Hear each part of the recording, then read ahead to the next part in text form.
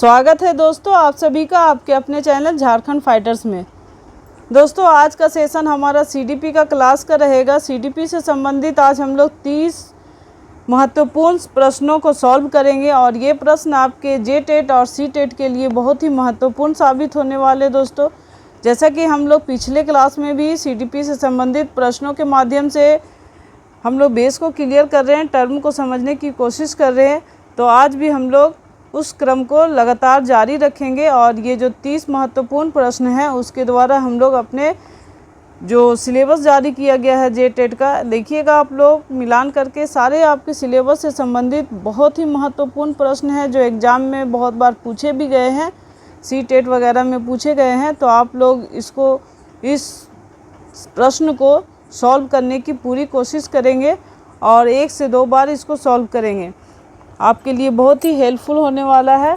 हमारे चैनल पे दोस्तों जो भी आज नए व्यूअर्स हैं वो हमारे चैनल को सब्सक्राइब कर देंगे और सेशन अच्छा लगे तो इसे ज़रूर से ज़रूर लाइक करें और ज़्यादा से ज़्यादा दोस्तों में भी शेयर करें।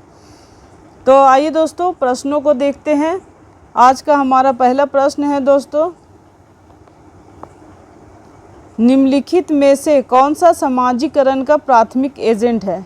समाजीकरण हम लोग को पढ़ना है, पर्यावरण भी हम लोग को पढ़ना है दोस्तों, अनुवांशिक भी पढ़ना है। तो उसी के क्रम में ये आपका एक बहुत ही महत्वपूर्ण प्रश्न बनकर सामने आ रहा है। तो समाजीकरण का प्राथमिक एजेंट कौन है। आपका ऑप्शन दिया गया है कंप्यूटर, दूसरा है अनुवांशिकता, तीसरा है राजनीतिक पार्टी और डी में है आपका परिवार। तो यहाँ प्राथमिक एजेंट बोल रहा है, यानी कि सबसे पहले समाजीकरण बच्चे में विकसित करने में सबसे पहला रोल कौन अदा करता है। क्वेश्चन का मानी यही है, क्वेश्चन का अर्थ यही है।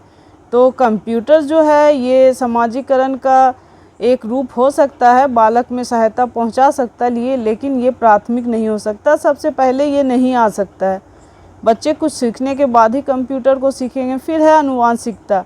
अनुवांशिकता से तात्पर्य दोस्तों कि माता पिता के जो गुण हैं वो बच्चों में जाते हैं और बच्चे उसको माता पिता से आगे अगले संतानों में उसको ढोते हैं और उस गुण को आगे बढ़ाते हैं। ये भी आपका ऑप्शन नहीं होगा। आपका सी में है राजनीतिक पार्टी। ये समाजीकरण का माध्यम हो सकता है, लेकिन कब, जब बच्चे वयस्क हो जाएं, जब बच्चे किशोरावस्था तक पहुंच जाएं, तब ये सामाजिक पार्टी जो है वो समाजीकरण में सहायता पहुंचा सकती है। लेकिन परिवार, देखिए परिवार जो है वो बच्चे जब से जन्म लेते हैं परिवार से जुड़ते हैं और यहाँ से बच्चे का समाजीकरण की प्रक्रिया शुरू हो जाती है। तो समाजीकरण का जो प्राथमिक एजेंट होगा दोस्तों वो यहाँ पे परिवार होगा, इसलिए आपका आंसर हो जाएगा परिवार। देखिए दोस्तों ये बहुत ही महत्वपूर्ण प्रश्न है। मैंने बहुत ही मेहनत से इन प्रश्नों को संग्रह को यहाँ पे तैयार किया है और आप लोगों के लिए ये कोशिश की है कि आप लोगों का जेटेट में हेल्पफुल रहे, हेल्प हो सके आप लोगों के लिए और जेटेट क्लियर करने में आपकी मदद कर सके। तो दूसरा प्रश्न आप देखिएगा कि भारत सरकार ने प्राथमिक विद्यालयों के लिए मध्याह्न भोजन योजना शुरू की है। ये जितने भी जो सहायक आचार्य होंगे वो सारे लोग इससे परिचित होंगे, या फिर और भी अदर लोग हैं वो सरकारी स्कूल में कौन कौन सा कार्यक्रम चल रहा है वो जान रहे होंगे। एमडीएम चलता है, तो मध्याह्न भोजन योजना जो है वो एमडीएम के नाम से भी जाना जाता है, मिड डे मील।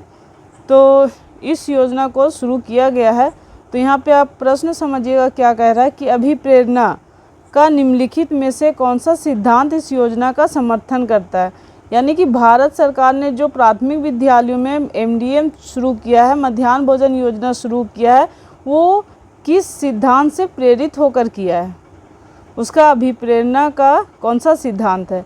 तो यहाँ आपको ऑप्शन दिया गया है कि व्यवहारवादी, कि वो व्यवहारवादी है, सरकार व्यवहार में उसको लाना चाहते हैं इसलिए ऐसा किए। दूसरा है सामाजिक सांस्कृतिक, तो सामाजिक सांस्कृतिक डेवलपमेंट हो गुण बच्चों में, इसलिए एमडीएम को योजना को शुरू किया। अभिप्रेरणा इसलिए, ये भी आपका नहीं होगा। तीसरा है संज्ञानात्मक, एमडीएम योजना चालू करने से बच्चों में कौन सा संज्ञानात्मक गुण आएगा, ये भी नहीं होगा। आपका चौथा है मानवतावादी। जी हाँ, मानवतावादी, ये जो अभिप्रेरणा है मानवतावादी से रिलेटेड है कि जो बच्चा है उसका जो भूख है उसको शांत कराना है, उसको पोषण देना है। ये एक मानववादी सिद्धांत है। उसी से अभिप्रेरित होकर भारत सरकार ने MDM योजना स्टार्ट की। तो देखिए समझने की चीज़ है। यहाँ पे बहुत सारे लोग ये जो 3 ऑप्शन है उसमें भी कन्फ्यूज़न कर सकते हैं कि MDM मील की शुरुआत शायद व्यवहारवादी सिद्धांत के द्वारा हुई हो, लेकिन आप लोग इसमें अब कन्फ्यूज़न बिल्कुल भी नहीं करेंगे क्योंकि मैंने इस टर्म को क्लियर कर दिया। आपका आंसर हो जाएगा मानवतावादी। नेक्स्ट है दोस्तों, मानव विकास और वृद्धि को समझना एक शिक्षक को डैश में सक्षम बनाता है। यहाँ पे क्वेश्चन कह रहा है कि मानव का विकास और वृद्धि को शिक्षक को समझकर क्या फ़ायदा होता है। शिक्षक जो हैं वो विकास और वृद्धि को समझकर किस रूप में सक्षम बनते हैं। तो यहाँ आपको ऑप्शन दिया गया है दोस्तों, शिक्षण के दौरान शिक्षार्थियों की भावनाओं पर नियंत्रण रखने। क्या मानव का विकास और वृद्धि को समझना शिक्षक के लिए इसलिए ज़रूरी है कि विद्यार्थियों की भावनाओं पर नियंत्रण रख सकेंगे? ये नहीं हो सकता। आपका दूसरा है, विविध शिक्षार्थियों को पढ़ाने के बारे में स्पष्ट रहना। आपका तीसरा ऑप्शन है, छात्रों को बताइए कि वे अपने जीवन को कैसे बेहतर बना सकते हैं, इसके लिए आपको पढ़ना। ये भी नहीं है। चौथा है, एक निष्पक्ष तरीके से उन्हें शिक्षण का अभ्यास करवाना। ये भी नहीं। आपका सटीक उत्तर हो जाएगा दोस्तों ऑप्शन बी, विविध शिक्षार्थियों को पढ़ाने के बारे में स्पष्ट रहना। कि अलग अलग तरह के विद्यार्थी आते हैं, उसका व्यक्तित्व अलग है, उसको सीखने की क्षमता अलग है, सोचने की क्षमता अलग है, उसका विकास का दर अलग है। तो उसको किस तरह से पढ़ाएं इस बारे में समझना और अपने विचार अपने ज्ञान को स्पष्ट रखना, यही कारण है कि हम लोगों को विकास और वृद्धि के क्रम को समझना ज़रूरी है। एज ए शिक्षक इसको समझना बहुत ही ज़रूरी होता है। नेक्स्ट है, इनमें से कौन सा शिक्षक द्वारा रचनात्मक बच्चे की पहचान करने का सबसे प्रभावी तरीका है। यह क्वेश्चन कह रहा है कि शिक्षक द्वारा रचनात्मक बच्चे की पहचान करने के लिए कौन सा सबसे अच्छा तरीका है। तो यहाँ पे आपको ऑप्शन दिए गए दोस्तों, ए में यह देखना कि बच्चे टीम के कार्यों में साथियों के साथ कैसे अंतःक्रिया करता है, यानी किस तरह की सहयोग करके वो काम को पूर्ण कर रहा है, यह देखना है रचनात्मक बच्चे की पहचान के लिए। बिल्कुल नहीं। अगर वो अंतःक्रिया कर रहा है तो उसमें समाजीकरण की भावना का विकास होगा, बच्चे किस तरह से समाजीकृत हो रहे हैं वो चीज़ का पता चलेगा, या रचनात्मकता का पता नहीं चलेगा। तो ये ऑप्शन आपका नहीं होगा। दो में है आपका मानकीकृत बुद्धिमत्ता परीक्षणों के प्रभाव में लाना। मानव द्वारा जो निर्मित है बुद्धिमत्ता परीक्षण उसको प्रभाव में लाने के लिए, ये भी नहीं होगा। तीसरा है आपका वस्तुनिष्ठ परीक्षा देना। वस्तुनिष्ठ परीक्षा देने से बच्चों से लेने से किसी भी तरह से रचनात्मकता की पहचान नहीं होगी, वो बच्चा उसे रट के भी लिख सकता है। नेक्स्ट आपको ऑप्शन दिया गया, जब बच्चा समस्याओं को हल करता है तो उसका विस्तृत अवलोकन करता है। बिल्कुल सही। जब बच्चा को किसी समस्या को हल करने के लिए दिया जाता है तो वो क्या करता है, उसका एकदम डिटेल रूप से अवलोकन करता है, उसको समझने की पूरी कोशिश करता है कि किस तरह से किया गया, हमें किस तरह से करना है। इससे बच्चों में रचनात्मकता का ज्ञान होता है। नेक्स्ट देखते हैं दोस्तों, डैश तथा डैश की विशिष्ट अन्योन्य क्रिया का परिणाम विकास के विविध मार्गों और निष्कर्ष के रूप में हो सकता है। तो यहाँ डैश तथा डैश दिया है कि विशिष्ट अन्योन्य क्रिया, तो खोज और पोषण के परिणाम स्वरूप विविध विकास के विविध मार्गों और निष्कर्ष के रूप में हो सकता है। नहीं। आपका फिर है चुनौतियाँ और सीमाएं, ये भी नहीं होगा। आपका तीसरा दिया गया वंशानुक्रम और पर्यावरण, तो ये हो सकता है आपका कि वंशानुक्रम तथा पर्यावरण की विशिष्ट अन्योन्य क्रिया का परिणाम विकास की विविध मार्गों और निष्कर्ष के रूप में हो सकता है। विकास किस तरह से हो रहा है, कितना अच्छा हो रहा है, कितना दूर तक हुआ है, इसका कौन कौन निर्धारण करेगा? वंशानुक्रम और पर्यावरण, दोनों का मिला जुला रूप रहता है विकास। नेक्स्ट है दोस्तों,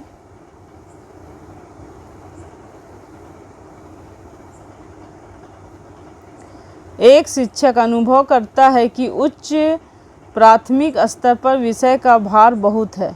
ठीक है, एक जो शिक्षक है वो फील कर रहा है कि उच्च प्राथमिक स्तर पर विषय का भार बहुत है। निम्नलिखित में से सबसे अच्छे उपागम का सुझाव दीजिए जो इस समस्या का समाधान करे। तो यहाँ बोल रहा है कि एक शिक्षक है जो अनुभव कर रहा है कि उच्च प्राथमिक स्तर पर विषय का भार जो है बहुत ज़्यादा है। तो निम्नलिखित में से सबसे अच्छा उपागम का सुझाव देना है जिससे समस्या का समाधान हो सके। उपागम मीन्स माध्यम दोस्तों। तो आपका ऑप्शन दिया गया है ऐसी विषय वस्तुएं विकसित करना जो विषय सीमाओं को पार करके कई प्रत्ययों को सिखा सके। बिल्कुल सही है कि ऐसी विषय वस्तु हमको चुनना है, विकास करना है जो क्या करे, विषय सीमाओं को पार करे, मतलब जो हम पढ़ रहे हैं उससे भी आगे वो जान ले और सीख जाए इससे। नेक्स्ट है दोस्तों, बच्चों के समाजीकरण के संदर्भ में निम्न में से कौन सा कथन सही है? सही कथन को चुनना है समाजीकरण के संदर्भ में। बच्चों के समाजीकरण का किस प्रकार हो रहा है उसके संबंध में सही कथन को चुनना है। पहला ऑप्शन दिया गया है विद्यालय समाजीकरण का एक प्राथमिक कारक है और समकक्षी समाजीकरण के द्वितीयक कारक। दूसरा आपका दिया गया है समकक्षी समाजीकरण के प्राथमिक कारक हैं और परिवार समाजीकरण का एक द्वितीयक कारक है। बिल्कुल नहीं, परिवार जो है वो समाजीकरण का प्रथम कारक है, ये भी नहीं है आपका।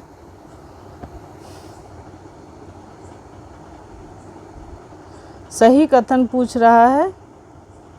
तीसरा ऑप्शन दिया गया है यहाँ परिवार एवं जनसंचार दोनों समाजीकरण के द्वितीयक कारक हैं। तो परिवार समाजीकरण का प्रथम कारक है दोस्तों, तो ये भी आपका ऑप्शन गलत है। अब चौथा आपका है विद्यालय समाजीकरण का एक द्वितीयक कारक है और परिवार समाजीकरण का एक प्राथमिक कारक है। ये कथन आपका सही आंसर हो जाएगा ऑप्शन डी। नेक्स्ट है किसी भाषा में अर्थ की सबसे छोटी इकाई है। पहला दिया वाक्य विन्यास, दूसरा है रूपीम, तीसरा है स्वनिम और चौथा में है व्यवहार मूलक। तो इसका आंसर होगा दोस्तों रूपीम। रूपीम है जो शब्द की सबसे छोटी इकाई है जिसका कुछ अर्थ हो और उसको तोड़कर अलग अर्थों में ना लिखा जा सके, उसे हम लोग कहते हैं रूपीम।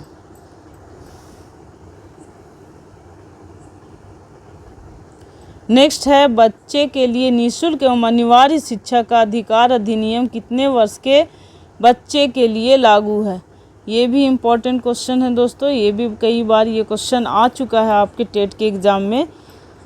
तो देखिए ऑप्शन क्या दिया गया है 6 से 14 वर्ष, 7 से 13 वर्ष, 5 से 11 वर्ष, 6 से 12 वर्ष।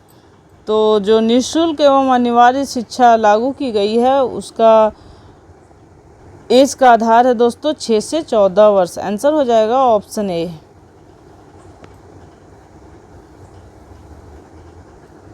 नेक्स्ट है एक बच्चे की वृद्धि और विकास के अध्ययन की सर्वाधिक अच्छी विधि कौन सी है? वृद्धि और विकास, यहाँ बोल रहा है वृद्धि और विकास का सर्वाधिक अच्छी विधि कौन सी है? विधि दिया गया आपका पहला मनोविश्लेषण विधि, दूसरा है तुलनात्मक विधि। तुलनात्मक विधि से भी वृद्धि और विकास का अध्ययन नहीं हो सकता है, मनोविश्लेषणात्मक विधि से नहीं हो सकता है। तीसरा आपका दिया है विकासीय विधि। बिल्कुल, विकासीय विधि से हमें वृद्धि और विकास के अध्ययन की सर्वाधिक अच्छी विधि है जो हम लोगों को वृद्धि और विकास के बारे में, अध्ययन के बारे में बता सकता है। तो आपका आंसर हो जाएगा ऑप्शन सी। नेक्स्ट है यदि एक बच्चे की मानसिक आयु 5 वर्ष तथा वास्तविक आयु 4 वर्ष है तो उस बच्चे की बुद्धि लब्धि होगी। आपका यहाँ पर ध्यान दीजिएगा कि मानसिक आयु क्या है, बच्चे की ज़्यादा है तथा वास्तविक आयु मानसिक आयु से क्या है, कम है, यानी बच्चा छोटे में कुछ ज़्यादा बातें जानने लगा है, तो उसकी बुद्धि लब्धि कितनी होगी, तो 125 होगी। आंसर होगा दोस्तों ऑप्शन ए। नेक्स्ट है मनोविज्ञान शिक्षा का आधारभूत विज्ञान है, यह किसने कहा? तो ऑप्शन है दोस्तों BN झा, दूसरा है स्किनर, तीसरा है डेविस, चौथा है वुडवर्ड। इसका आंसर होगा दोस्तों ऑप्शन बी स्किनर। नेक्स्ट है हिंदी अक्षरों को बालक किस आयु में पढ़ने लगते हैं? तो हिंदी अक्षरों को जो बालक है वो 5 वर्ष की अवस्था में पढ़ने लगते हैं। आंसर हो जाएगा ऑप्शन सी।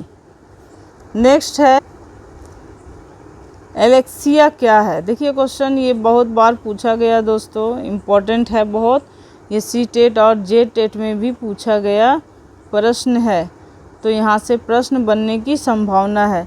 तो एलेक्सिया जो है पढ़ने की अक्षमता है। आंसर हो जाएगा ऑप्शन ए।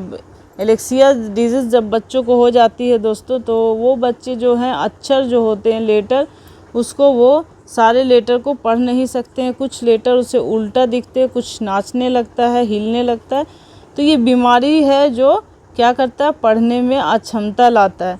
अगर आप लोगों ने फिल्म तारे ज़मीं पे देखा होगा, तो वो जो छोटा बच्चा है उसे इसी तरह की बीमारी है, जिससे उसके फादर जो है, पेरेंट्स जो थे, वो बहुत परेशान रहते थे कि मेरा बच्चा पढ़ता नहीं, क्योंकि उसे सारे अक्षर उल्टे दिखते थे या फिर नाचने लगते थे, मतलब हिलने डोलने जैसा दिखते थे। ये एक तरह की बीमारी होती है एलेक्सिया, कहीं डिसलेक्सिया भी रहता है। नेक्स्ट है पियाजे की औपचारिक संक्रियात्मक अवस्था किस आयु अवधि तक मानी जाती है? देखिए दोस्तों, आप लोगों को पियाजे का सिद्धांत भी पढ़ना है, तो पियाजे का ये जो क्वेश्चन दिया गया ये बहुत ही इम्पोर्टेंट क्वेश्चन है, बहुत ही खूबसूरत क्वेश्चन है, ये आने की संभावना है यहाँ से। तो पियाजे का जो औपचारिक संक्रियात्मक अवस्था है उसकी अवधि है दोस्तों 11 से 15 वर्ष। आंसर होगा ऑप्शन डी। नेक्स्ट है गर्भ में बालक को विकसित होने में कितने दिन लगते हैं? तो गर्भ में जो बालक है दोस्तों, उसको विकसित होने में कभी कभी 37 सप्ताह लगता है, कभी कभी 42 सप्ताह भी लगता है।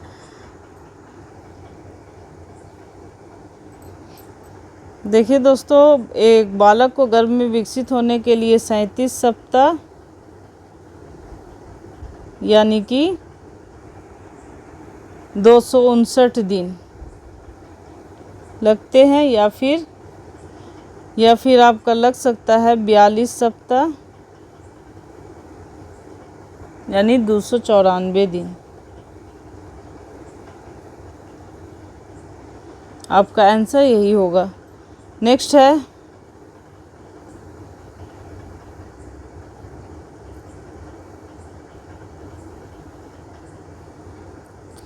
किस मनोवैज्ञानिक ने अपने 3 वर्षीय पुत्र का अध्ययन किया था? एक वैज्ञानिक, फेमस वैज्ञानिक है, जिन्होंने अपने बच्चे पे अध्ययन करके अपने सिद्धांत को पारित किया है। देखिए वो कौन है, वो है पेस्टोलॉजी। आंसर हो जाएगा ऑप्शन ए। नेक्स्ट है बालक का विकास होता है, पहला है सिर से पैर की ओर, यानी कि सिर पहले बनता है फिर सबसे लास्ट में पैर, या फिर पैर से सिर की ओर, यानी पैर पहले बनता है फिर सिर। ये तो बिल्कुल गलत है, सबसे पहले दोस्तों सिर ही बनता है और उसका विकास क्या होता है, सिर से पैर की ओर। ये बहुत ही इम्पोर्टेंट क्वेश्चन है, इसको आप लोग नोट डाउन कर लीजिएगा। आपका आंसर हो जाएगा दोस्तों ऑप्शन ए। नेक्स्ट है विकास के संबंध में गलत कथन। यहाँ गलत कथन को चुनना है, तो यहाँ दिया गया है आपका विशिष्ट से सामान्य की ओर। दूसरा दिया गया है सार्वभौमिक प्रक्रिया तो है, दिशा सिर से पैर की ओर भी सही है, और वर्तालुकार गति भी सही। यानी आपका जो ये ऑप्शन दिया गया विशिष्ट से सामान्य की ओर, ये हमारा गलत है, ये ऑप्शन हमारा गलत है। तो आंसर हो जाएगा ऑप्शन ए। नेक्स्ट है गर्भाधान काल की अवस्था नहीं है। यहाँ 4 अवस्था दिया गया है, जिसमें बोल रहा है कि आपको चुन के लिखना है कि ये गर्भाधान की काल की अवस्था नहीं है। तो शैशव अवस्था जो होता है वो गर्भाधान काल की अवस्था नहीं मानी जाती, इसलिए आंसर होगा ऑप्शन ए।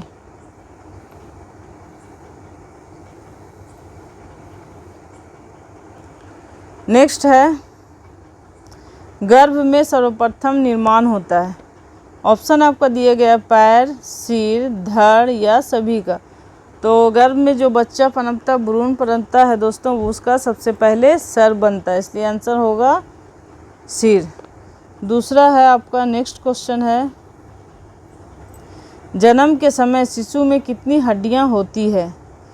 तो जन्म के समय दोस्तों कितनी हड्डियां होती है, जिसमें पैदा होता है उस समय। तो यहाँ पहला दिया गया है 206, दूसरा है 230, तीसरा है 270 और डी में है 320। तो आपका आंसर होगा दोस्तों ऑप्शन सी, 270 हड्डियाँ होती हैं। नेक्स्ट है, बालक अपनी माँ को पहचानना प्रारंभ कर देता है। आपका ऑप्शन दिया गया 6 माह, 8 माह, 9 माह, 3 माह। तो इसका आंसर होगा दोस्तों ऑप्शन डी, 3 माह। 3 माह में ही बच्चे अपनी माँ को पहचानने लगते हैं। नेक्स्ट है, कल्पना जगत में विचरण होता है, यानी बच्चे कब ज़्यादा काल्पनिक होते हैं। पहला है शैशवावस्था, दूसरा है किशोरावस्था, तीसरा है बाल्यावस्था और डी में शैशवावस्था एवं किशोरावस्था दोनों। देखिए दोस्तों, सबसे पहले जो बच्चों का विकास है, वृद्धि है, उसको समझने के लिए मानव विकास को कर्मों में बांट दिया गया। जैसे शैशवावस्था हो गया, फिर आपका बाल्यावस्था हो गया, किशोरावस्था हो गया, प्रौढ़ावस्था हो गया। तो बोल रहा है कि कल्पना जो है, कल्पना की दुनिया जो है, कल्पना की दुनिया वो सबसे ज़्यादा किस वर्ष में बालक बालिका खोते हैं। तो कल्पना जो है वो आपका शैशवावस्था में भी बच्चे बहुत काल्पनिक होते हैं, कुछ भी बना सना के बोलेंगे, इमेजिन करके बोलेंगे, अमूर्त चीज़ को वो देखे बिना बोलेंगे कि ऐसा है ऐसा है, उसे हम लोग बोलते हैं कल्पना जगत। तो काल्पनिक बहुत ज़्यादा होता है। शैशवावस्था में बच्चे बातूनी होते हैं, काल्पनिक होते हैं, जो लगता है उन्हें कि हम लोग एकदम रियल सोच रहे हैं। और दूसरा है किशोरावस्था। किशोरावस्था को तो दोस्तों तूफानों का युग कहा जाता है, बहुत क्रिटिकल स्टेज कहा जाता है। ये जो है किशोरावस्था, ये अपने आप में एक क्रिटिकल स्टेज है। तो इसमें भी कल्पना की शक्ति बहुत ज़्यादा होती है। तो इसलिए आंसर हो जाएगा दोस्तों ऑप्शन डी, शैशवावस्था एवं किशोरावस्था। नेक्स्ट है, छोटे छोटे वाक्यों को बोलना तथा पहियों की साइकिल चलाना, यह कार्य किस अवस्था में होता है, किस अवस्था में होता है। तो इसका ऑप्शन दिया गया शैशवावस्था, बाल्यावस्था और किशोरावस्था और प्रौढ़ावस्था। बाल्यावस्था तो आप लोग जानते हैं दोस्तों, 0 से 5 या कहीं कहीं 6 वर्ष भी दिया रहता है। और किशोरावस्था आप लोग जानते हैं 12 से 18 या 19 वर्ष या 19 वर्ष।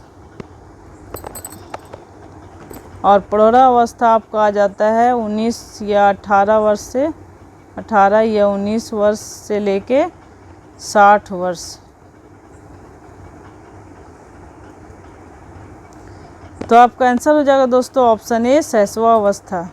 बहुत इम्पोर्टेंट क्वेश्चन है दोस्तों, बहुत मेहनत से हमने इस क्वेश्चन को तैयार किया है। आप लोग इसको अच्छे से देखेंगे, समझेंगे और उसके आधार पे प्रश्नों को सॉल्व करने की कोशिश करेंगे। अगर आप लोग ये लगातार हमारा जो सेशन है, जो CGPA का क्वेश्चन का संग्रह है, वो देखते जाएंगे तो JTET में किसी भी तरह के प्रश्न देंगे वो आप लोग आराम से सॉल्व कर लेंगे। चलिए आगे देखते हैं दोस्तों।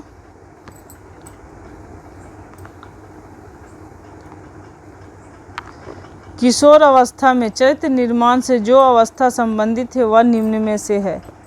चरित्र का निर्माण, किशोरावस्था में चरित्र निर्माण से संबंधित कौन सी क्रिया है, कौन सी अवस्था है, उसके बारे में पूछ रहा है। तो आपका पहला ऑप्शन है परंपराओं को धारण करने की अवस्था, दूसरा है आधारहीन आत्मचेतना अवस्था, सी में है आधार युक्त आत्मचेतना अवस्था, डी में है स्वकेंद्रित अवस्था। ऑप्शन है दोस्तों, इसका आंसर दोस्तों आप लोग कमेंट बॉक्स में जाकर दीजिएगा। उसके बाद हम लोग देखते हैं कितने लोगों ने सही आंसर दिया है।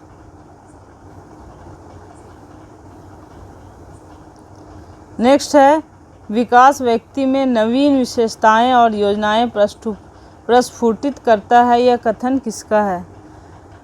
तो आपका ऑप्शन है हरलॉक, जेम्स ड्रेवर, मैकडूगल और मुनरो। आपका आंसर हो जाएगा दोस्तों ऑप्शन ए हरलॉक।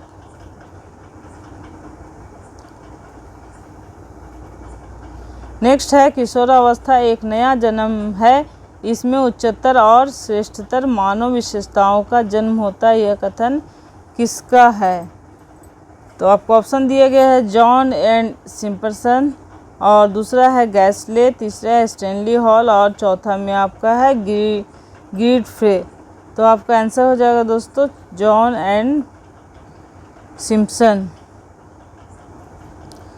सॉरी दोस्तों, आपका आंसर होगा दोस्तों Stanley Hall, option C. Next है दोस्तों, मानसिक विकास का संबंध नहीं है, तो आप किससे मानसिक विकास नहीं होता, संबंधित नहीं है, नहीं पे आप ध्यान दीजिएगा। पहला आपका है शिक्षार्थी का वजन एवं ऊंचाई, क्या ये मानसिक विकास से संबंधित है? नहीं है, तो आपका आंसर हो जाएगा ऑप्शन ए। तो दोस्तों अभी हम लोगों ने CDP के 30 प्रश्नों को किया है, उसे सॉल्व किया है, अच्छे से समझाने की कोशिश की हूँ हर एक टर्म को। हमारे इसी तरह और आगे क्वेश्चन मैं लाती रहूँगी और टर्म को मैं क्वेश्चन के माध्यम से ही क्लियर करूँगी दोस्तों। तो आप लोग यूं ही हम लोग के साथ, हमारे टीम के साथ बने रहिए, लगे रहिए और आराम से अपनी एग्ज़ाम्स की तैयारी कीजिए। सभी को एग्ज़ाम्स के लिए ऑल द बेस्ट। और हमारे चैनल पे जो भी नए व्यूवर्स आज जुड़े हैं वो हमारे चैनल को सब्सक्राइब कर देंगे, और आपको सेशन अच्छा लगा हो तो इसे ज़रूर से ज़रूर लाइक करें और दोस्तों में ज़्यादा से ज़्यादा शेयर करें। फिर मिलेंगे दोस्तों एक नए वीडियो को लेकर, जिसमें CDP का और भी क्वेश्चन होंगे। अभी तो हम लोगों ने सिर्फ 30 क्वेश्चन किया है, अभी हम लोग लगातार क्वेश्चन करेंगे, 600 क्वेश्चन करेंगे, मुख्य इम्पोर्टेंट क्वेश्चन। तो दोस्तों अभी तक के लिए फ़िलहाल इतना ही, फिर हम लोग मिलेंगे अगले सेशन में, तब तक के लिए धन्यवाद।